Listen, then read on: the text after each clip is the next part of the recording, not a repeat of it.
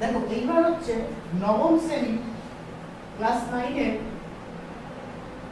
9 এর model activity class গণিত part 1 করানো হয়ে গেছে। এটা হচ্ছে পার্ট 2। পার্ট 1 এর লিংক তোমরা উপরের আই বাটন প্রেস করে পেয়ে যাবে পার্ট 1 এর লিংক। আর এটা পার্ট 2 দেখো। তো যারা যারা অঙ্ক ভালো লাগছে আমার বুঝতে পারছো তারা অবশ্যই লাইক সাবস্ক্রাইবটা দিয়ে দিও। আর কোনো অঙ্ক যদি না বুঝতে পারো আমাকে কমেন্ট করো, কমেন্টের মাধ্যমে জানিও। আমি আমার যথাসাধ্য সম্ভব অনুযায়ী সবার কমেন্ট করে আমি বোঝানোর চেষ্টা করব। তো দেখো 1 নম্বর অঙ্কটা বলছে এক্স ওয়াই জেড তিনটি বাস্তব সংখ্যা হলে এক্স এর মান ওয়াই এর থেকে ছোট হবে, মানে এক্স এর থেকে ওয়াই বড় হবে, আবার জেড এর ভ্যালু 0 থেকে বেশি হবে। তাই তো বোঝাচ্ছে এক্স এর ভ্যালু গ্রেটার দ্যান 0, এক্স এর ভ্যালুটা বড় হবে 0 থেকে হলে এখানে বলছে এক্স জেড আর ওয়াই একই রকম অপশন বলেছে, শুধু এই চিহ্নগুলো আলাদা। তো আমি এই অঙ্কটা করব আমি এই অপশন দেখে। তার আগে আমাকে যে এই যে দুটো শর্ত বলেছে না, এই দুটো শর্ত এক্স এর থেকে ওয়াই বড়, তার মানে আর জেড বড়, জেড এর থেকে 0 থেকে জেড ছোট, এই দুটো অপশন থেকে আমি এক্স ওয়াই জেড এর ভ্যালুটা ধরে নেব। মানে এক্স এর আর ওয়াই এর ভ্যালু এমন নেব যাতে এক্স এর থেকে ওয়াইটা বড় হয়। মনে করো আমি এক্স নিলাম 2, এক্স এর ভ্যালু নিলাম 2, তাহলে ওয়াই এর ভ্যালু নেব কত 3, বা 2 এর 3 নিচে নিতে হবে এমন কোনো কথা নেই, 4 5 যা খুশি হতে পারে। মানে বোঝা এটার মানে কি যে এক্স এর ভ্যালু থেকে ওয়াই এর ভ্যালু বড়। এবার এক্স এর ভ্যালু আমি যা ধরবো ওয়াই এর ভ্যালু তার থেকে বড় নিলাম। সংখ্যাগুলো ছোট নিচ্ছি কারণ এখানে বসিয়ে করতে সুবিধা হবে। তোমরা যা খুশি সংখ্যা নিতে পারো, শুধু শর্তে মেলাতে হবে যে এক্সটা যদি 2 হয় ওয়াইটা তার থেকে বড় হবে, বা এক্সটা যদি 5 ধরো ওয়াইটা তার থেকে বড় ধরো। এই হচ্ছে ব্যাপারটা। আর জেডটা হবে 0 থেকে ছোট, তাহলে জেড এর ভ্যালু 0 থেকে ছোট মানে আমি -1 ধরতে পারি। 0 থেকে ছোট মানে কি, সেটা মাইনাসে চলে যাবে, হ্যাঁ কি না? 0 ছোট নেগেটিভ ইন্টিজার, মানে নেগেটিভ ইন্টিজারে চলে যাবে, মাইনাসে চলে যাবে, তাহলে -1 -2 -3 -4 যা খুশি নিতে পারবো। আমি ছোট ধরে করছি যাতে আমার অঙ্কটা করতে সুবিধা হয়, ওই কারণে। ঠিক আছে, এইবার আমি এ নম্বর অপশনটা দেখো। এ নম্বর অপশনটা কি বলেছে, x ইনটু z আর y ইনটু z। তাহলে x into z greater than y into z বলেছে। তাহলে x ইনটু z মানে কি, x ইনটু z মানে 2 ইনটু 3 হবে এটা, আর এটা হবে y into z। y into z মানে y হচ্ছে 3 আর z হচ্ছে -1। তাহলে এটা 3 দুগুণে 6, এটা হবে 3 অক্ষে 3 -3। তাহলে এইটা কি ঠিক হলো? এই অপশনটা কি হবে না? এই অপশনটা হবে না, কারণ 6 এর থেকে এটা বড় নয়, এটা ভুল হচ্ছে। কারণ এইটা বলেছে আমাকে x ইনটু z করলে আর y ইনটু z করলে যেটা আসবে, y ইনটু z এর ভ্যালুটা x ইনটু z এর ভ্যালু থেকে বড় হবে। তাহলে দেখো এখানে x ইনটু z এর ভ্যালু এসেছে 6 আর y ইনটু z এর ভ্যালু এসেছে -3। তাহলে এই অপশনটা হবে না, এ নাম্বার অপশনটা হবে না। গেল, তাহলে এ নাম্বার অপশনটা বাদ দিলাম।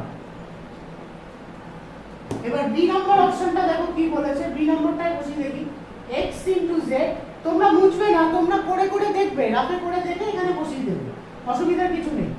y ইনটু z, তাহলে x ইনটু z যদি আমি করি, এখানে x এর ভ্যালু হচ্ছে 2 আর y এর ভ্যালু হচ্ছে 3, কমা এটা হলে y এর ভ্যালু হচ্ছে 3 আর x এর z এর ভ্যালু হচ্ছে -1। তাহলে 6 আসবে আর -3 আসবে। দেখো এই অপশনটা ঠিক হচ্ছে নাকি না? 6 -3 এর থেকে বড়, তার মানে x into z y into z এর থেকে বড়। তাহলে এই শর্তটা আমার মিলে গেল। এই শর্ত অনুযায়ী আমার এই অপশনটা মিল খাচ্ছে।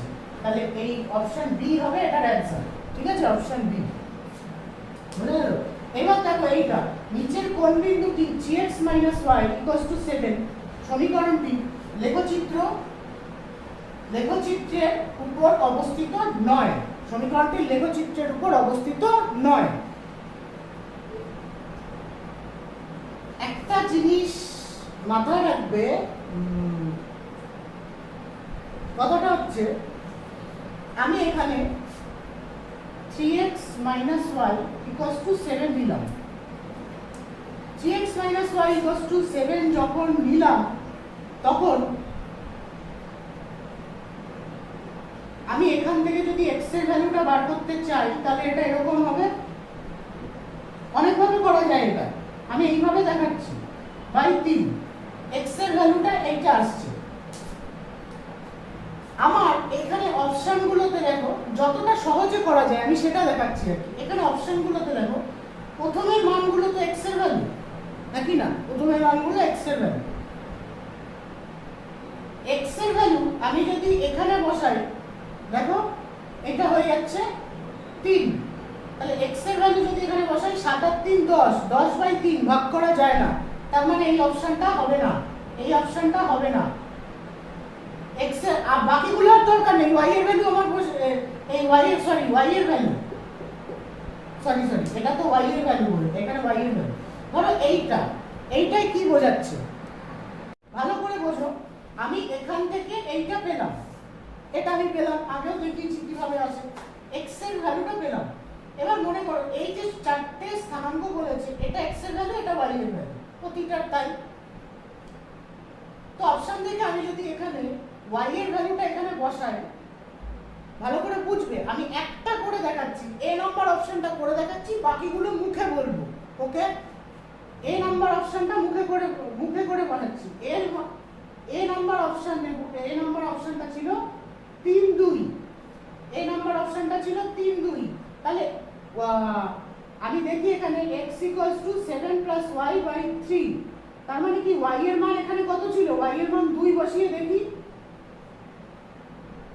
তাহলে 9/3, তাহলে 3।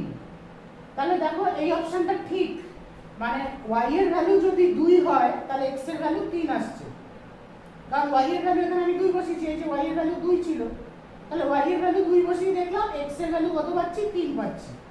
তাহলে এটা মিলে যাচ্ছে, তার মানে এটা সঠিক আসছে। তার আমাকে কিন্তু বলেছে অবস্থিত নয়, মাথায় রাখবে অবস্থিত নয়, অবস্থিত নয় বলেছে। তার মানে কি এই অপশনটা হবে না, কারণ এটা অবস্থিত হবে, কারণ এটা মিলে যাচ্ছে, অপশনটা তো ঠিক হয়ে যাচ্ছে, তাহলে এটা অবস্থিত হবে। অবস্থিত নয় বার করতে হবে আমাকে, তাহলে এই অপশনটা হবে না। 1, -4, তাহলে এখানে -4 বসিয়ে দেখি, y এর জায়গায় আমি -4 বসিয়ে দেখি। আমি যদি বি নাম্বার অপশনটা পুট করি দেখো তাহলে কি আসে? বি নাম্বার অপশনটা বলেছে 1, -4, 1 আর -4, তাহলে এইটা হচ্ছে y এর ভ্যালু, তাহলে y এর ভ্যালুটা এখানে বসাই।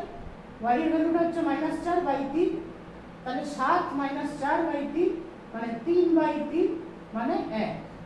তাহলে y এর ভ্যালু -4 বসালে x এর ভ্যালু 1 আসছে, এই যে x এর ভ্যালু 1 ছিল, তাহলে এটাও হবে না, এটাও হবে না, হ্যাঁ কি না? তাই তো আমি এগুলো মুখে করতে পারতাম, তোমরা বুঝবে না বলে আমি প্রতিটা করে দেখাচ্ছি।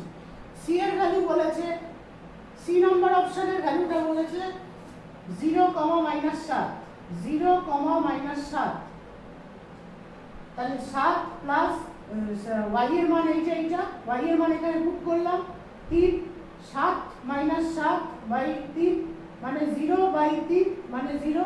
তাহলে x এর y এর মান যদি -7 হয় তাহলে x এর মান হবে 0, তাহলে এইটাও মিলে যাচ্ছে। তাহলে এই তিনটে যদি না হয় অপশন ডিটাই হবে, কারণ অপশন ডিটাই, এই তিনটে তো মিলছে না, তাহলে অপশন ডিটাই আমার অ্যানসার হবে। অপশন ডি বসিয়ে দেখো 0, y এর জায়গায় 0 বসিয়ে দেখো, 7 + 0 মানে 7, 7 কে 3 দিয়ে ভাগ করা যায় না, তাহলে এই অপশনটা হবে না। তার মানে এই বিন্দুটা, এই সমীকরণের এই বিন্দুটা ওই সমীকরণের লেখচিত্রের ক্ষেত্রে অবস্থিত নয়। বাকি তিনটা বিন্দু এই সমীকরণের লেখচিত্রের উপর অবস্থিত হবে, এই বিন্দুটা অবস্থিত হবে না। বোঝা গেল? তোমরা যখন করবে এগুলো প্রতিটা মান পুট করে এরকম দাগ কেটে দেখিয়ে দিয়ে অ্যানসারটা বার করবে। এটাও তাই, এটাও তাই। আমি যখন মুছে দিয়েছি তোমরা মুছবে না, প্রতিটা দেখিয়ে দেবে। আমি তো জায়গা নেই বলে মুছে দিয়েছি, ঠিক আছে? দেখো এরপরে বলেছে এই স্তম্ভ মেলাও 2 নম্বরটা। এখানে বলেছে এ কলামে বলেছে মূলদ সংখ্যা আর অমূলদ সংখ্যা, বি কলামে এই তিনটে অপশন বলেছে। তাহলে মূলদ সংখ্যার সাথে কোনটা যাবে? মূলদ সংখ্যা মানে সসীম দশমিক সংখ্যা হবে, হ্যাঁ কি না? একটু বুঝিয়ে দিই। মূলদ সংখ্যা মানে কি? মূলদ সংখ্যা মানে যেগুলো আর কি তোমার সসীম দশমিক সংখ্যা হবে মূলদ সংখ্যা, কারণ ওটা তো ভাগটা মিলে যাবে, তাই না? মূলদ সংখ্যা মানে ভাগটা মিলে যাবে, তাহলে এটা সসীম দশমিক সংখ্যা। আর অমূলদ সংখ্যা মানে কি? অমূলদ সংখ্যা হবে হচ্ছে অসীম দশমিক সংখ্যা। এরা সবাই কোনোটাই বাস্তব সংখ্যা নয়, ঠিক আছে? তাহলে মূলদ সংখ্যা 3 নম্বর অপশন হবে, আর অমূলদ সংখ্যা ওইটা হবে, ঠিক আছে? তাহলে এটা আমি মুছে দিলাম, এটা শর্ট কোশ্চেন আর কি। এইবার আমাকে 3 নম্বর বলেছে এইটা সমাধান করতে, তো এইটা আমি আরেকবার উপরে টুকে নিচ্ছি। 4x - 3y = 16, 6x + 5y = 62। এই অঙ্কটা আশা করি সবাই পারবে, সমাধান করতে বলেছে। তো সমাধান আমরা জানি, আশা করি সবাই পারবে। সমাধান আমরা জানি 4টে পদ্ধতিতে করা যায়: অপনয়ন, তুলনামূলক, পরিবর্ত আর বজ্রমূলক। তা আমি এটা অপনয়নেই দেখিয়ে দিচ্ছি, বা তুলনামূলক, পরিবর্ত যে যেমন খুশি পারো করতে পারো, কোনো অসুবিধা নেই। এটা হচ্ছে 1 নম্বর, এটা হচ্ছে 2 নম্বর। তাহলে অপনয়নে কি হয়? 1 নম্বর সমীকরণকে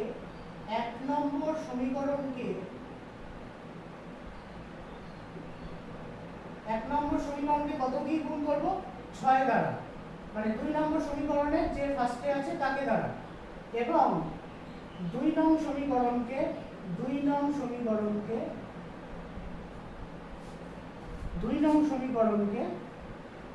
বুঝতে পারছো? 2 নং সমীকরণকে থাকে 1 নম্বরের ফার্স্টে কি আছে? 4 দ্বারা গুণ করে পাই। ওকে, গুণ করে পাই।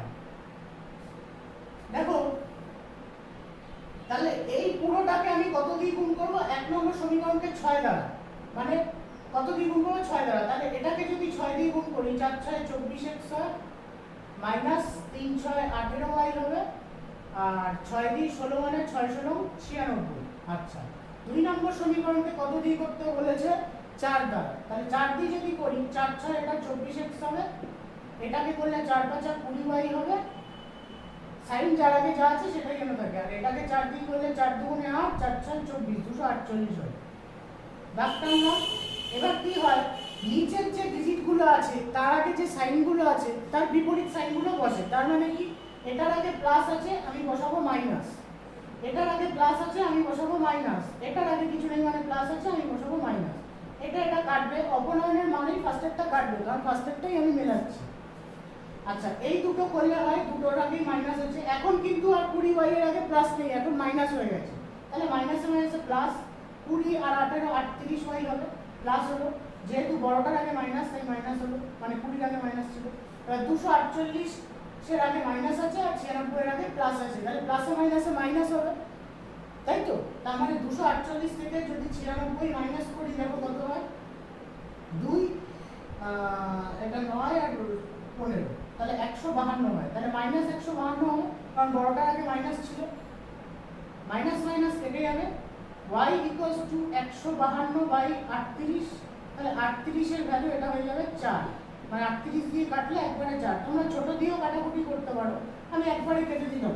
4 এটা 32, 3 4 12 আর 3 15, ঠিক আছে? আমি একবারে কেটে দিলাম।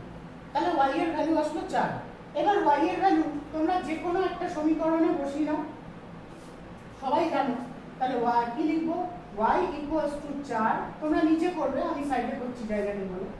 y = 4 1 নং সমীকরণে বসিয়ে পাই। 1 নং সমীকরণে বসিয়ে পাই। তাহলে 1 নম্বর সমীকরণটা লিখেছি। তোমরা 1 নম্বরেও বসাতে পারো, 2 নম্বরেও বসাতে পারো, যা খুশি, কোনো ব্যাপার না। কি ভাই, 1 নম্বর সমীকরণটাকে টুকলাম, 1 নম্বর সমীকরণে y এর ভ্যালুটা বসাবো। তাহলে y এর ভ্যালু কত আছে? 3। এই y এর ভ্যালু আছে 4, তাহলে y এর জায়গায় লিখলাম 4 = 16। তাহলে 4x - 12 = 16। তাহলে 4x = 16 + 12, মানে -12 এর পাশে আসলে +12 হবে। তাহলে x = এটা হবে 28, এই 4 এর পাশে আসলে হবে /4, মানে 7। তাহলে x এর ভ্যালু হচ্ছে 7, ঠিক আছে? তাহলে সমীকরণটার সমাধান অ্যান্সারটা কি হবে? অ্যান্সারটা হবে x এর ভ্যালু 7 আর y এর ভ্যালু হবে 4। ওকে, আচ্ছা দেখো এখানের এই অঙ্কটা রয়েছে, এই অঙ্ক স্থানাঙ্ক জ্যামিতির অঙ্ক আমার ডেসক্রিপশন বক্সে যাবে, পেয়ে যাবে, বা আমার উপরে আই বাটনে ক্লিক করলেই পেয়ে যাবে। স্থানাঙ্ক জ্যামিতির অঙ্ক আমি কিছুদিন আগেই করিয়েছি, পেয়ে যাবে সবাই।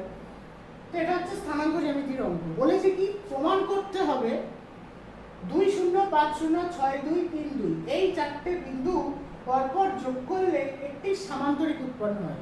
আমি অঙ্কটা ছবি এঁকে বুঝিয়ে দিচ্ছি, কারণ কিছুদিন আগেই বুঝিয়েছি, সবাই বুঝতে পারবে, আমার ওই ভিডিওটা দেখে নিয়ে বুঝতে পেরে যাবে।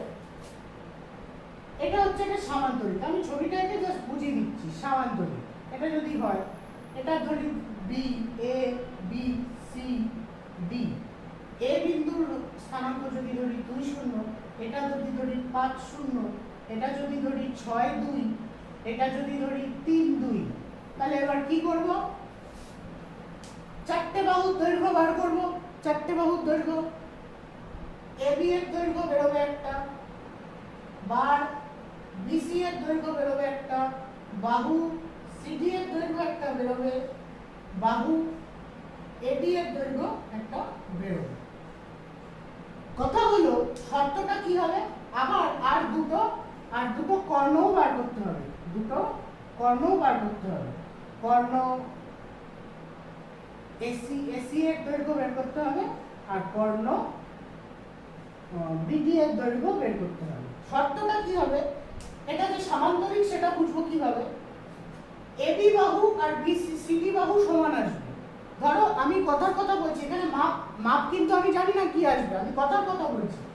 এবি বাহু আসলো 5 একক, আমি কথার কথা একটা ধরে বুঝিয়ে দিচ্ছি আর কি, এটা কিন্তু মাপ আসবে এমনটা নয়। আর সিডি তাহলে 5 আসতে হবে। কথাটা বোঝাতে পারলাম আমি? এবি যদি 5 আছে, এবি যদি 5 আসে, সিডিও 5 আসতে হবে। আর বিসি যদি ধরো 7 আসে, তাহলে এডিও 7 আসতে হবে। তার মানে কি বিপরীত বাহুগুলো সমান হতে হবে, কারণ সামান্তরিকের বিপরীত বাহুগুলো সমান। আর কর্ণ দুটো আলাদা আসবে। ধরো কর্ণ একটা আসলো 10 আর একটা আসলো 12, তাহলে কর্ণ দুটো আলাদা মান আসবে, তাহলে কিন্তু এটা সামান্তরিক হবে। তাহলে আমি কি পাচ্ছি? শর্ত দুটো। 1 নম্বর শর্ত যাচ্ছে হচ্ছে বাহু এবি সমান হবে বাহু সিডি ও বাহু বিসি সমান হবে বাহু এডি। আর 2 নম্বর শর্তে যাবে কর্ণ এসি নট ইকুয়াল টু কর্ণ বিডি। আবারও বলছি, এখানে যা ভ্যালু লিখেছি আমি ভ্যালুটা বোঝানোর জন্য লিখেছি। বুঝেছি যে এবি সমান সিডি হতে হবে, মানে এবি বাহুর বিপরীতে সিডি আছে, দুটো বাহু সমান হতে হবে বিপরীত বাহু। আর বিসি বাহু সমান এডি, মানে এই দিকের বিপরীত বাহুগুলো সমান হবে। আর যে কর্ণ দুটো আসবে, এই যে কর্ণ দুটো এসি আর বিডি, সেই দুটো কর্ণর মান ভিন্ন ভিন্ন আসবে, আলাদা আসবে। তো ওই জন্য 1 নম্বর শর্ত দিয়ে লিখেছি এবি সমান সিডি হবে আর বিসি সমান এডি হবে, আর কর্ণ এসি নট ইকুয়াল টু কর্ণ বিডি হবে। এই চারটে যদি মিলে যায়, তাহলে এই বিন্দুগুলি পরপর যোগ করলে একটি সামান্তরিক উৎপন্ন হবে, প্রমাণিত হয়ে যাবে। ঠিক আছে, টাটা।